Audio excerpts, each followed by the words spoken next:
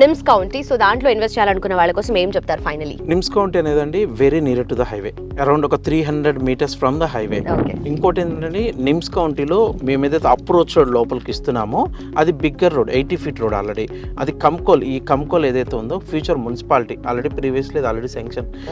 ఇది మున్సిపాలిటీ, ఈ మున్సిపాలిటీకి ఆల్రెడీ ఇన్నర్ రింగ్ రోడ్ ఉంది. మనకి ఎట్లయితే అక్కడ రింగ్ రోడ్ ఉందో, రీజనల్ రింగ్ రోడ్ ఉందో, ఇక్కడ ఇన్నర్ రింగ్ రోడ్ ఉంది. కంకోల్ అనే ఏరియాకి ఇన్నర్ రింగ్ రోడ్ ఉంది. ఆ inner ring road major road మా వెంచర్లో నుంచి వెళ్తుంది, మా వెంచర్లో నుంచే పాస్ అవుతుంది. ఇంకొకటి ఎగ్జిస్టింగ్ ఆల్రెడీ కంకోల్ ఏదైతే ఉందో దాన్ని ఆల్రెడీ టచ్ అయి ఉంటుంది. మా వెంచర్కి ఆల్రెడీ హౌసింగ్ టచ్ అయి ఉంటుంది. అడ్వాంటేజ్ ఇమీడియట్ కన్స్ట్రక్షన్ చేసుకోవాలని వాళ్ళు చేసుకోవచ్చు. మోర్ ఎవర్ ఏదైతే రోడ్ ఉందో బిగ్గర్ రోడ్, 100 feet రోడ్ అది. So these are the main advantages అండి. హైవే నుంచి ఒక 300 meters, కంపారిటివ్లీ ఒక స్ట్రాంగ్ పాయింట్ అండి.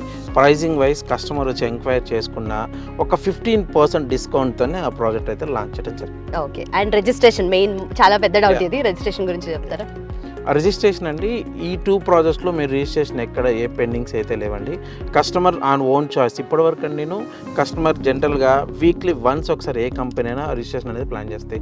బట్ నేను ఈ 2 వెంచర్స్లో కస్టమర్కి ఏదన్నా మంచి రోజు అంటారు, చాలామంది మంచి రోజు చూస్తారు, ఆ రోజు వచ్చినా కూడా ఆ రోజు కూడా మేము రిజిస్ట్రేషన్ పెట్టాము. సో థర్డ్ ప్రాజెక్ట్ కూడా సేమ్ అట్లే కంటిన్యూ చేస్తామండి. సో రిజిస్ట్రేషన్స్ అయితే ఎప్పుడు మేము ఎక్కడ ఏం ప్రాబ్లం అయితే మా వెంచర్స్.